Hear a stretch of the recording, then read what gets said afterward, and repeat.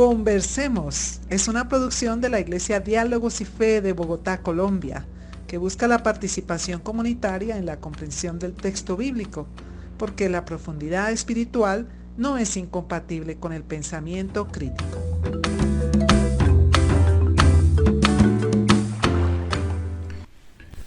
Muy bien, un saludo especial a nuestra audiencia. Este es el podcast de la Iglesia Diálogos y Fe, podcast Conversemos. Les habla John Martínez, soy el pastor de la iglesia y en esta oportunidad vamos a continuar conversando sobre la serie de este mes, Cuerdas de Amor, con un invitado especial el día de hoy que también ha estado en otras oportunidades con nosotros, con nosotras en Diálogos y Fe. Se trata de Harold Segura. Harold, ¿cómo estás? Saludo fraterno. Bueno, igualmente para ti, John, mi saludo, mi agradecimiento por poder estar por este medio, saludando también a la comunidad Diálogo y Fe. Como bien lo dijiste, he estado anteriormente con ellos, con ellas, y una alegría volver a estar contigo y saludar a la comunidad. Oh, gracias, Harold, un privilegio y gracias por tu tiempo, por poder compartir. Para los que no te conocen, Harold, si a lo mejor nos puedes ayudar un poco, pues desde lo que quieras compartir en este tiempo, quién eres, qué estás haciendo, en qué andas. Bueno, John, mira, yo soy Harold. Comencemos diciendo que soy colombiano y más exactamente Cali, que eso no siempre es lo mismo. Y vivo en Costa Rica ya hace 25 años, pero siempre visitando con cierta frecuencia Colombia por razones de ministerio, de trabajo, muy cerca de lo que pasa en Colombia y siempre necesitando estar allí. Trabajo hace 25 años con una organización cristiana, Visión Mundial o World Vision, y allí yo tengo el cargo, el privilegio de estar al frente de un departamento que nosotros llamamos de Fe y Desarrollo, que es el departamento encargado de hacer las alianzas, promocionar redes, fortalecer puntos de contacto para que las comunidades de fe evangélicas, protestantismo histórico, católicas, podamos trabajar en unidad a favor de la niñez, su bienestar, sus derechos. Soy teólogo y pastor bautista ya hace un poquito más de 40 años. Esposo de Marilú, papá de Laura y de Juan Miguel. Qué bueno, no, gracias. Seguro estos caminos de estos años de ministerio y también en el servicio de esta organización en función de la niñez, pues nos brinda una riqueza impresionante, más de lo que pues sabemos también de ti con respecto a también otras actividades que has venido desarrollando, un liderazgo especial en la región, ¿no? En América Latina. Mira, pues haciendo un balance de la situación hoy día con tantas noticias tristes que llegan, pues como que empiezan a ser más, a tener como más volumen, más intensidad que las buenas que pudiesen surgir. Siento que hay una frustración generalizada por las noticias de guerras que no se agotan, por estos anuncios desde la arrogancia con respecto a persecución sistemática de pueblos enteros, trato indigno también a los migrantes, pues que nos toca aquí de frente en América Latina. Me imagino también las vivencias desde Costa Rica por ser, digamos, de alguna manera país de tránsito y lo que tienen que hacer ahí también localmente en relación a esto. La falta de voluntad política y social, porque esto no es solamente de los políticos, es como una enfermedad sistemática que agrava la situación, por ahí con las derivaciones ecológicas actuales y y para completar pues de pronto algunas esperanzas ahí frustradas por algunos políticos locales que no deberían estar haciendo lo que deben hacer, ¿no? O la expectativa fue falsa. Justamente sobre esto un amigo dijo alguna vez que lo ilustraba con la metáfora de que un globo se desinfla, ¿no? Se desinfló el globo cuando expresaba cómo su sociedad, en su caso la sociedad argentina, pues estaba viviendo un momento de frustración por un líder político. Pero creo que ese globo como que todos de alguna manera estamos con ese globo un poco desinflado. Y esto se agrava seguro por algunas situaciones familiares, personales y demás que reflejan nuestras angustias y sufrimientos. Durante este mes, Harold, pues te cuento que como anunciábamos al principio, ¿no? Estábamos pensando en la ternura, inspirados en las palabras del profeta Oseas, ¿no? Que evoca esa forma como Dios trata a su pueblo con ternura. Y justo llegaba esa ternura en momentos también de frustración del pueblo en diferentes momentos, ¿no? Tanto Israel y después algunas menciones en el Nuevo Testamento. Quisiera preguntar desde tu punto de vista, desde tu vivencia, desde tu experiencia, ¿qué lugar puede ocupar la ternura si la pensamos como herramienta para enfrentar este mundo que estamos viviendo hoy día? Sí, yo comparto también toda esa presentación que has hecho usando la figura del globo y diciendo que en verdad, bueno, lo mencionaba en estos días, que no hemos empezado un 2025 muy bien. Yo no recuerdo en las últimas décadas el inicio de un año de una forma tan crítica como el que estamos empezando el 2025. Seguramente lo has sabido, pero el impacto para mí personalmente ha sido muy grande. Imagínate que en los primeros días del año estuve en Estados Unidos celebrando el día de Martin Luther King, en la iglesia de Martin Luther King, y lo que yo escuché allí, los afanes de la gente, las angustias de los pastores, las pastoras que trabajan con población migrante, las iglesias comprometidas con su sociedad, era una angustia, John, de decir, ¿y ahora qué hacemos? ¿Y ahora qué va a pasar? Mira, la ternura es una respuesta y hemos venido junto con un equipo grande en América Latina explorando y ahondando en el tema de la ternura como un enfoque de desarrollo. Y creemos que la ternura no solamente se reduce a unos gestos afectivos en el ámbito de la familia, que allí son válidos, lógicamente, pero que no se puede reducir la ternura a ese ámbito individual y personal, sino que la ternura es una respuesta al qué hacemos frente a lo que estamos viviendo. Inicialmente, nosotros decíamos, nosotras, que la ternura era la alternativa a la violencia. América Latina es el continente más violento de todo el planeta. Entonces decíamos, ¿cómo hacemos para lograr una respuesta de inspiración también cristiana y humana a tanta violencia? Entonces surge ternura. Ternura es alternativa a la violencia. Para no hablar de luchemos en contra de la violencia, el discurso es construyamos ternura.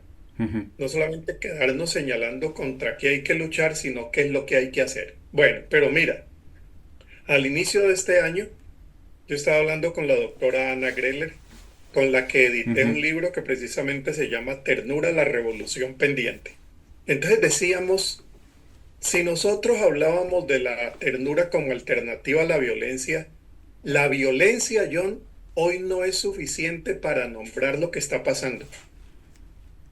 Y se nos iluminó allí en medio de la conversación el tema de la crueldad que ha sido tratado por Rita Segato, una argentina brasileña que escribe sobre las contrapedagogías de la crueldad. Entonces, hoy ternura es alternativa a tanta crueldad que hay, porque lo que estamos viendo no son solamente sistemas violentos, son sistemas crueles. Sí, total. Pero aquí viene algo que también quería añadirte para cerrar la respuesta. La ternura nos da la posibilidad de tener opciones a través de las cuales nosotros podamos dar una respuesta a la crueldad y a la violencia del mundo, para no dejar que la respuesta solamente la del Estado, las instancias macrosociales, la escuela, que sí, allí tiene que vivirse alguna alternativa a la crueldad y la violencia, pero es que la ternura nos permite también construir espacios alternativos, ahora sí, desde lo cotidiano, la forma como criamos, la forma como educamos, la forma como hacemos familia, la forma como hacemos relaciones de amistad, la forma como hacemos comunidad de fe, que muchas veces es violenta, discursos muy violentos. Entonces, ternura es una alternativa que pone en nuestro círculo de acción cotidiano una respuesta a esa situación que estamos viviendo, con un trato diferente, un trato afectuoso, un trato respetuoso, digno, inclusivo, que intenta trasladar esos comportamientos cotidianos a los modelos de sociedad que tanto estamos necesitando hoy, que sería la ternura con dimensión política.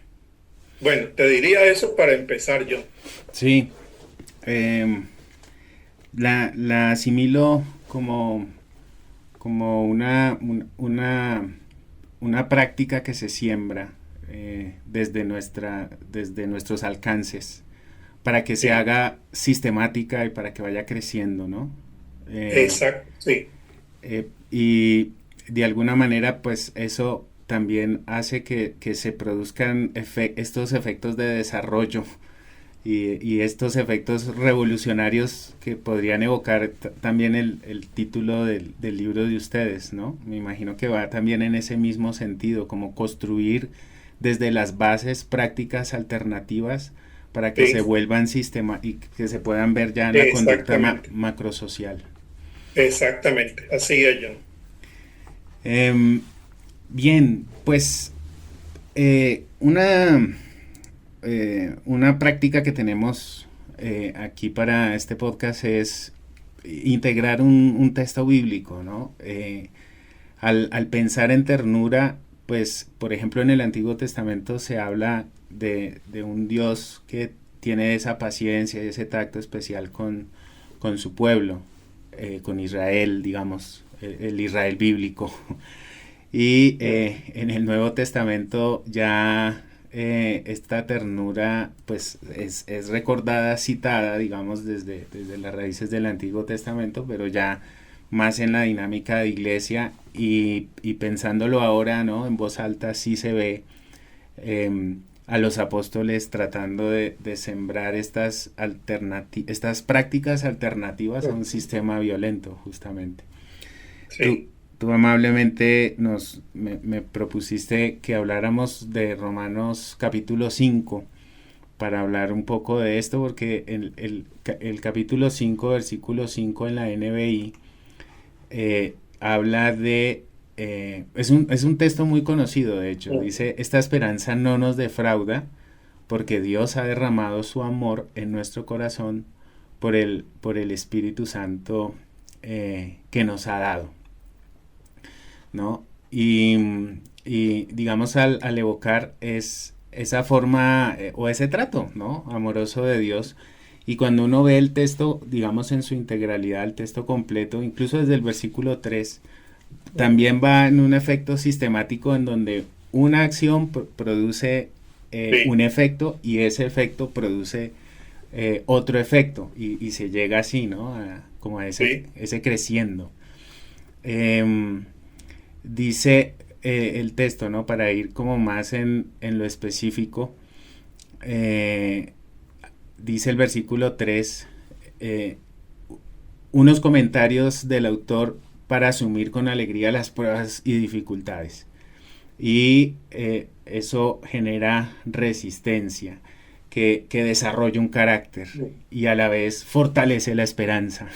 Y Sí. luego viene esta declaración bonita que acabo de leer en el versículo 5, que de hecho dice, bueno, esto la NBI dice no acaba en desilusión, ¿no?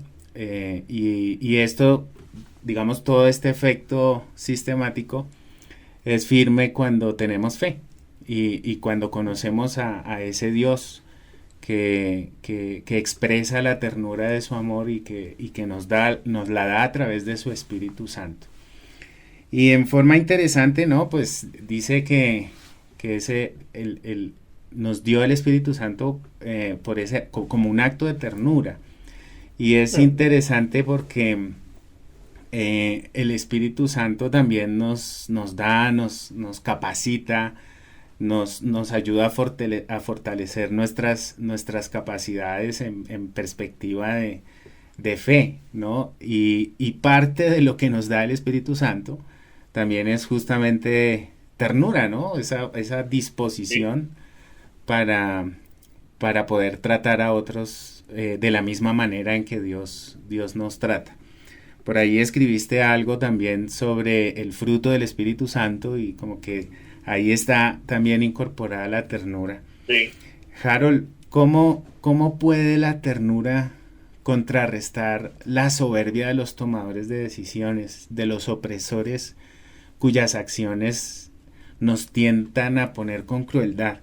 Te lo pregunto también, ¿sabes por qué? Porque en el último servicio que nosotros tuvimos, con esta sensación de frustración, alguien decía, mencionando nombres propios de tomadores de decisiones a nivel global, ¿cuánto cuesta poder responder con bondad, con benignidad, con un buen gesto a una persona que implanta crueldad y que Sí, perpetúa sí, la sí, maldad? ¿Cómo lo ves? sí. Mira, yo lo veo así, John. Yo creo que la ternura no se reduce solamente a esas actitudes que son tan necesarias hoy de respuesta perdonadora, respuesta afectiva, comprensiva. Yo creo que si nos vamos, por ejemplo, al modelo de Jesús, ¿cómo vivió Jesús la ternura? Efectivamente, Jesús responde con acogida, responde con dignidad, con inclusión, con cariño, con abrazo. Abraza a los niños. Pero hay otro aspecto de la ternura de Jesús que hay que tenerlo en cuenta en este tiempo.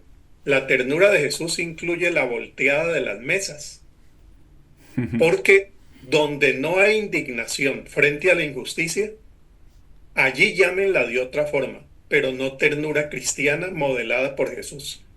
Entonces hay una dimensión que es la dimensión política de la ternura. A propósito, mira que por acá estaba viendo que tengo un libro cerca casualmente que se llama La ternura política de Dios, escrito por Víctor Manuel Mendoza, que es un discípulo de Alejandro Kusianovic, el sacerdote salesiano peruano, padre de la pedagogía de la ternura.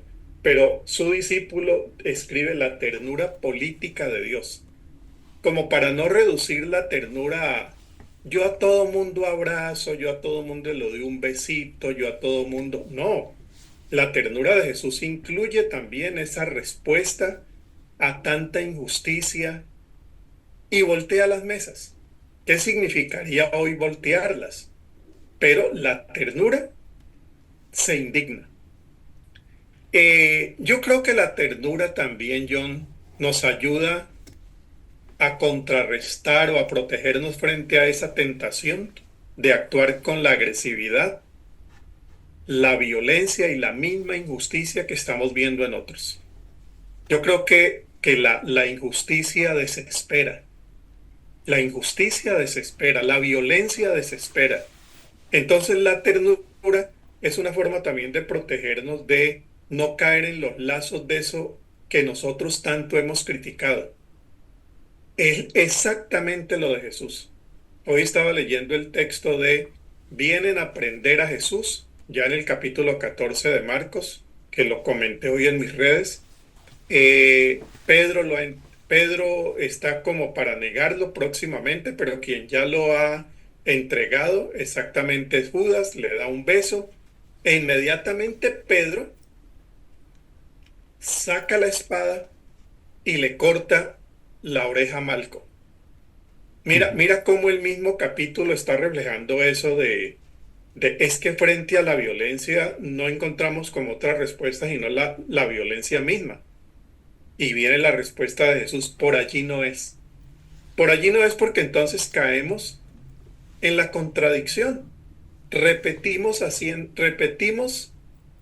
lo que nosotros estamos condenando en otro.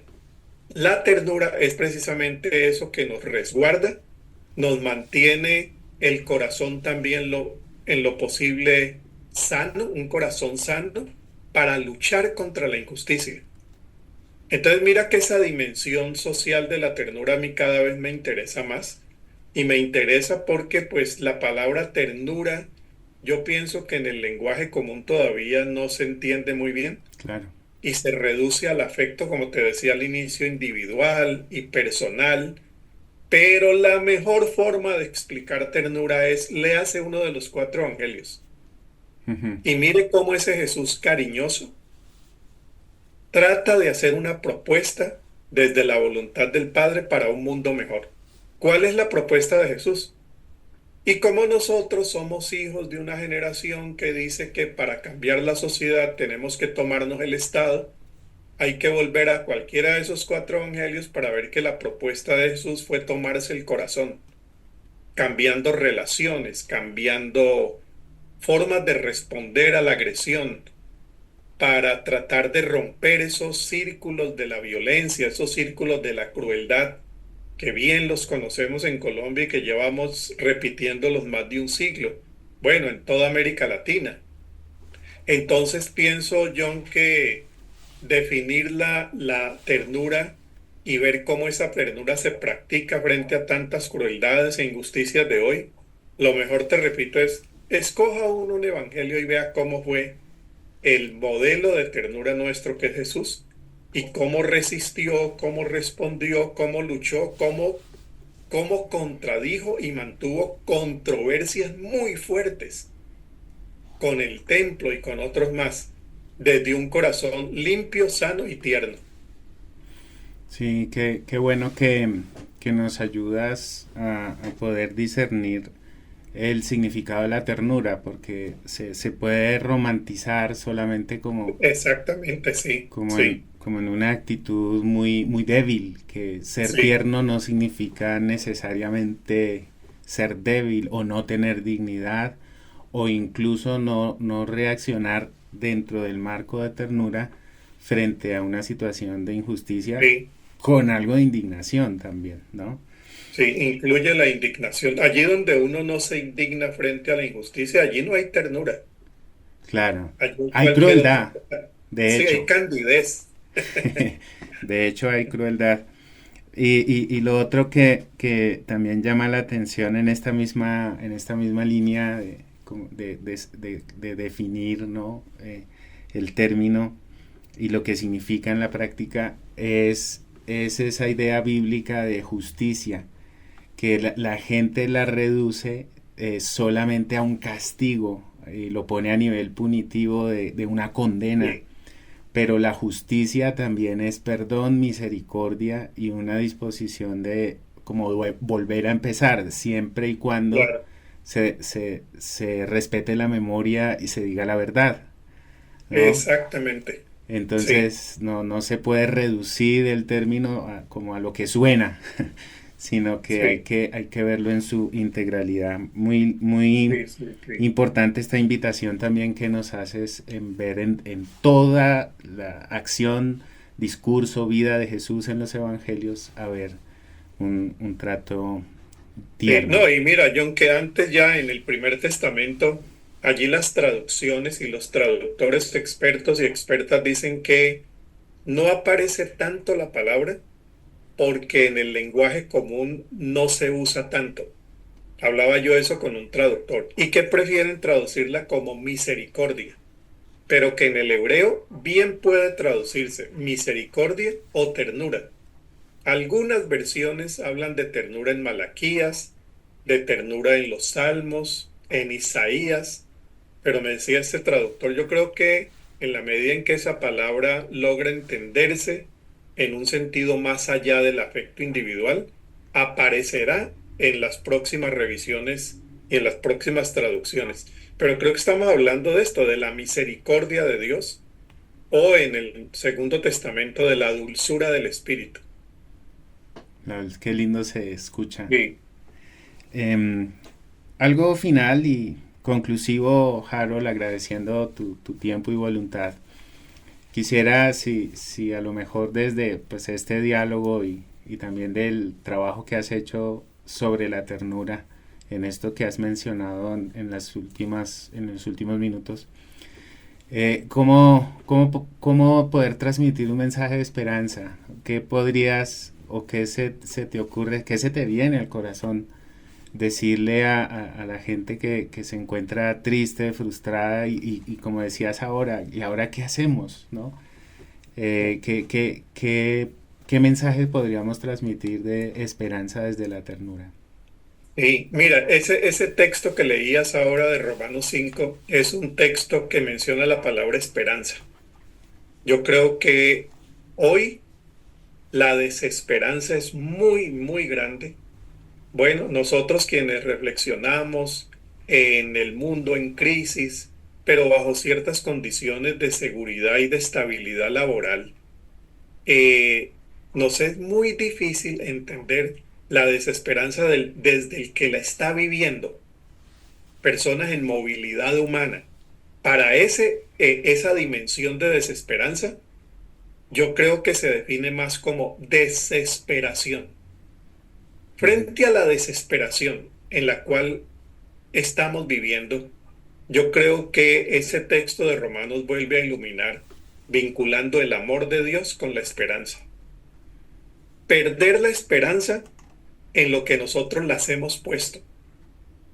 Yo soy hijo también de una generación que en este momento está perdiendo la esperanza en modelos políticos que pensábamos que eran la gran solución. Ya hemos vivido mucho como para irnos desilusionando de esas esperanzas y acogiéndonos a otras. Entonces pienso que la ternura nos da primero la posibilidad de recordar la ternura de Dios en unas teologías que no siempre la han recordado. Han recordado el juicio, han recordado el castigo, han recordado el Dios que da la espalda. Y mira qué doloroso con personas que, a pesar y encima de la situación tan difícil que están viviendo, desplazándose de un lugar al otro, van con la carga de creer que es un Dios que les está castigando. Recuperar esa imagen tierna de Dios me parece que es una prioridad en el trabajo pastoral y teológico hoy. Es el trabajo que Jesús hace en medio de los maestros de la ley, los sacerdotes y todos estos cercanos al templo. Yo creo que allí recuperar esa perspectiva del Dios que nos ama en medio de todo lo que nos está pasando y que por lo que nos ama nos hace instrumentos de su amor para el mundo, da esperanza. Que allí en el pequeñito lugar donde nosotros podamos tener la posibilidad de vivir distinto al mundo que estamos viendo, allí hay esperanza. Hay esperanza en la forma como criamos hijas e hijos. Hay esperanza. Y hay que luchar, quizá no para cambiar con los 7 u 8 que somos en la familia, todo el sistema y todo el mundo, pero sí soñar con el cambio de esos 8 donde yo soy inicialmente responsable, criando con amor, criando con ternura, fomentando relaciones justas y pasando de familia a iglesia, de iglesia a escuela, de escuela a comunidad, y viendo las posibilidades que tenemos como gente de fe, de valores cristianos y humanos en general, de generar nuevas formas de relacionarnos y de construir desde abajo. Mira, yo pienso que esa es la opción de la ternura y una opción que genera esperanza, como te decía, en un mundo de tantas desesperanzas y desesperaciones. Muy bien, muchísimas gracias. Hay que recordar en quién creemos y qué es lo que tenemos que hacer en este tiempo de desesperación Así y es. desesperanza. Gracias, Harold, gracias por tu tiempo, gracias por estos principios, por estas reflexiones. Y bueno, nos vemos en otra oportunidad con la ayuda de Dios. Claro que sí. Y un saludo para Diálogos de Fe. Bueno, a todos y todas, muchas gracias por escucharnos y nos vemos después. Un abracito.